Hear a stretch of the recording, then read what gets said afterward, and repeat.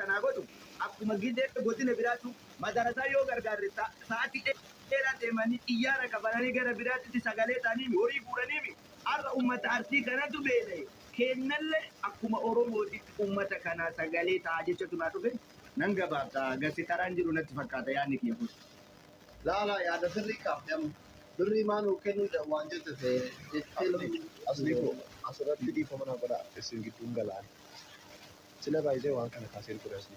Abdii maalii fi nuti ustaazota baay'ee qabna hin beektaatis yeroo dhagahii qabanii abbootii qabeenyaan miiliyoonotaan nama gargaaran hin beekna sirboota baay'ee kitaabota baay'ee birrii miiliyoonotaan bitan baay'ee kan immoo nuti alammoo dhagaaman isaan dhuguma jedhatu maali kamaalii yaada isaanii dogoggora hubattee fi nama booda kana fudhattee fi dubbachuu mirga sootaan dirqama isaanii jalqaba kaasee tokkoffaa ustaazonnii fi abbootii qabeenyaa abbaa gadaa dubbachuu qabu maaliif uummanni Arsii uummata Oromoo short and dabiri achirra nan maal lammaffaa nama hunda dursa kan deeggarsa kana gochuu qabu ijoollee Arsii biyyoota Awurooppaa Ameerikaa keessa jiran baay'ee isaanii abbootii qabeenyaa deemuutu jiru baay'ee Ameerikaa keessa Awurooppaa keessa biyya baay'ee jiru waan ta'eef jalqaba isaan gadi ba'anii inni uummata kanaa lafa sappoortii godhanii kaan waldootni garaagaraa kan Maccaaf Tuulamaa jira kan Shanan Gibee jira baay'eetu jiru waan ta'eef jarri immoo duuba gargaaru otoo isin teessanuu otoo isaan ta'anii immoo kaan itti duuba bu'ee gargaaruunis waan biraa fakkaata kana kaasnee jirra kamiyyanii tu'atu miti waan kana dubbachaa ture habiibi. Anillee akkasuma barbaada. Kennayyuu kan dhufee ta'aa jira jechuudha waan daruu dhaabate. Yaaduma kan akkuma jiruuti ta'ee kennayyuu tokkochi shokkoisine waan jedhuuf. Inshallah ni shokkoisa irratti hojjenna. Ayyee nama bira carraa kennaaf dubbata. Kaa'ennu loode carraa kenna. السلام عليكم ورحمة الله وبركاته. وعليكم loode bareedu welcome habiibi. Baga jiraat hundi keessanuu abdii geetaachoo Oromiyaa waan jirtuuf hundi keessanuu warra biyya biraattis tanna fayyada aslii galatoomii yaadni isin itti jirtan baay'ee yaada gaariidha. Numartuu immoo wanti nu keessa asirratti deemaa ture waa hedduus lallaalatuma ture dubbachuu baannus galatoomii hundi keessanuu ani ammas wanni jechuu barbaadu wallahi dhugaa rabbii fiigatuma baane bakka waamamne maratti fiigaa baane ganda tokkorraaf hin beeku. Maali yaadi abdii galatoomii asli galatoomii nama biraatti carraa kenni garuu bakka warra soddoota keessanitti baay'ee naaffaa qaba osoo laaltanii anallee waan dabaltanii manni jimmaa kun uummata namatti tolu yaadu. warri moddaan wajjin xaaffatee barra bisaa wajjin haa dhaabbatu ta'e baay'ee nama hinaafessu. Dhugaa rabbi abdii geetaachoo waggaa dheeraa ol beeynami waa laaltee naan kennitu warri jimmaa kun baay'ee naaffaa natti uumanii jiru. sii kenna asliin kun agartee akkatti bobbokatu fuulli furdatee bannaa laal lubusa fakkaate bara wallaahi rabbi mataa keessa olaa qabu.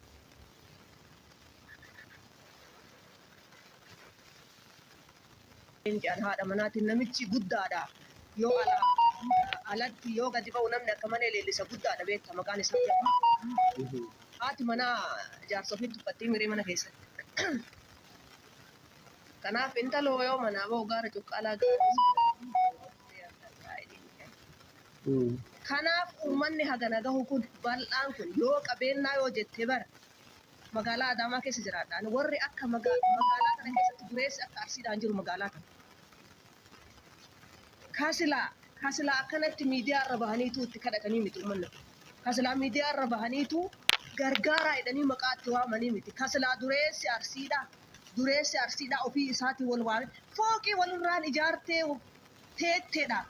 Uummata akka bu'aan qabu baree asli yoo uummata keen gargaarin fooqii irraan ijaartee bira teetteedha. Foomaan qabu wallaahi xaaqaa takkittidha qabrii buuta bee. Ati jireenya kan kee keessatti haga jirtu uummata kan keetiif yoo hin ta'in qabeenya irraa yoo waa jedhanii uduu uummataaf hin taaneeti uduu waan tokko baasaa jedhanii maqaadhaaf waan biraatiin godhuun isaanii hin oolu. Adda gaafa uummanni isaanii baadiyyaa keessatti dhumatee kana godhu warri biyya alaa jirus waa'ee ijoollee Arsii dubbataa jira waa'ee nama biraa dubbataa hin jiru. Ijoolleen Arsiidhaa baay'inaan warri biyya alaa tana jiru biyyoota Faranjii haa ta'u biyyoota Arabaa haa ta'uti ijoolleen Arsii jiran. Silaa kabiraallee itti gaafatamuu qabu. Kabiraallee nu gargaara hin qaban ture. Isaanumtu gahaadha ture ofiif hin ta'an malee waliif hin ta'an malee maqaa qofti maa taatee teetti ijoolleen arsii jedhama nama. Maqaa qofti maaf nu gootan maaf nu balleessitan maaf nu fixxan. Mee ija banadhaa mee ol jedhaa laalaa mee waan biyyi irra jirtu ol jedhaa laalaa matuma gadi qabatanii deemaa jirtanii mataa ol qabadhaatii waan biyyi keessa jirtuu fi akka namni itti jiru akka biyyi itti jirtu ilaalaa. Birrii walirra tuuluu miti mana walirratti ijaaruu miti fooqii daradaruudhaa miti lammii keessan gara dhagaraa ilaalaa jechuufan ilmaan arsiitiin. Galatoomi.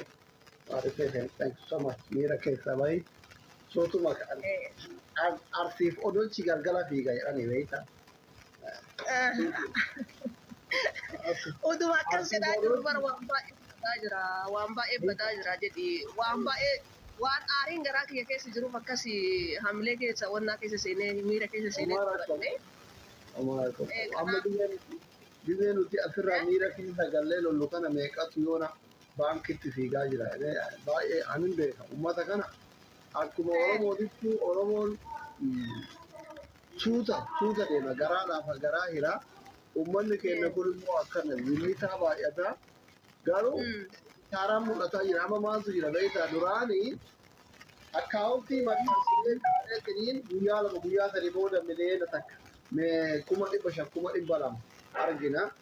Amma akkaawuntiin ganama kana di'aktiif ta'e yeroo naa'ibii seenee na darbee irra deemu ta'a lama keessa miliyoona takka akkas walitti sassaabaa jira. Sigara naga nuti asirraa haasa'u nu kana leewna ta'an jira. Ani uummata kana baay'ee hin beekamne. Sirriitti itti abdadhalle, sirriitti amanalle sigara miti.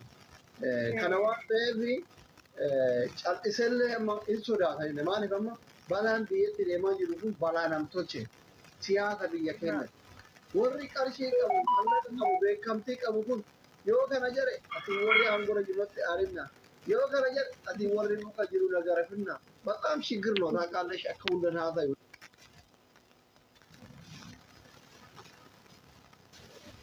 Irra bu'e hundatu irraa mul'ata. Uffata adii kun yeroo irraa mul'ata beektaa. Kanaaf ati yoo akkana jedhe ati yoo akka hin rakkata si galeemi.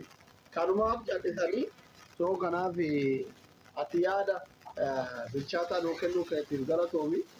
Dhaamsa obboleettii keenya waan ta'eef furillee dhageettanatti fakkaataa asumaan namni kun waan dhiirummaan waati dabalaaf mee as nuufli dhiirummaan lola qofa irratti miti beekta. Gootummaan arsiidhaa dhiirummaan arsiidhaa lola qofa irratti diina biyyaa buqqisa qofaan ta'uu hin qabu kanarratti illee ta'uu qaba. Kanan isinii dhaamuu barbaadeeta namuu isin beeka waan ta'eef akka itti isin beekan kanatti diinagdee irrattis uummata keessanii rakkoo keessaa baasuu irratti illee bakkuma isin beekaniif bakka isin itti argan sanitti naaf argamaa jechuu barbaadeeta. Isaan qofaallee miti uummanni ardii kana dura biyyi lamma miliyoona doolaara miliyoona baasee abbeeree ammallee lammaa fi maal silaa lammaan agarree achi fute isaa biyyi kana waamee anuu bilbilaa fi soddaadha lola akka inni irraa dhaabu yoo abbeeranoo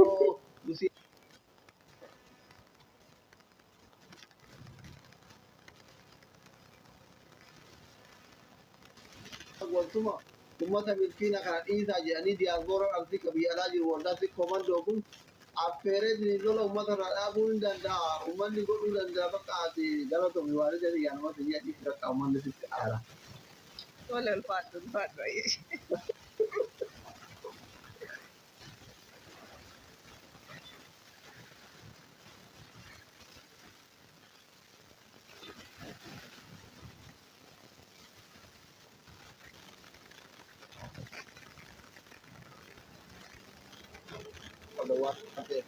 Itu bisa terus atau apa ya?